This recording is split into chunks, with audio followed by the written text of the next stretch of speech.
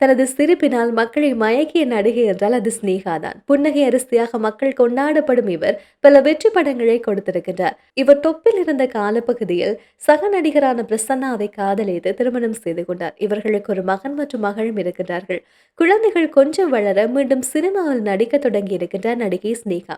அதே சமயம் படங்களில் நடிப்பதை தாண்டி சின்னத்திரையில் நடன நிகழ்ச்சிகளிலும் நடுவராக இருந்து வருகின்றார். சினிமாவை தாண்டி சொந்தமாக ஒரு புடவை கடையும் திறந்து அது நல்ல பிசினஸ் பார்த்து வருகின்றார். சமீபத்தில் ஒரு விருது மேடையில் நடிகை ஸ்னேகா ஒரு ஷாக்கிங்கான தகவலை சொல்லியிருப்பார். அதில் அவர், நான் சினிமாவுக்கு வந்த புதிதில் 3 வருடங்களிலே ஒரு மிகப்பெரிய விபத்தில் சிக்கினேன். அந்த விபத்தில் கைகால்கள் முதுகு என அனைத்து இடங்களிலும் அடிபட்டு விட்டது. நான் எழுந்து நடக்கவே 8 மாதத்துக்கு மேலாக என்று மருத்துவர்கள் சொன்னார்கள். அந்த நேரத்தில் தான் கருப்பழனியப்பன் பார்த்திபன் கனவு படக்கதையை கூறினார். நான் நடக்கவே முடியாமல் இருக்கின்றேன், எந்த நம்பிக்கையில் கதையை கூறுகின்றீர்கள் என்றேன். அவர் உடனே, அதெல்லாம் இன்னும் 1 மாதத்திலேயே நடந்து விடுவீர்கள் என்று கூறினார். அவர் கொடுத்த தைரியம்தான் என்னை அன்று நடக்க வைத்தது என்று கூறியிருக்கின்றார்.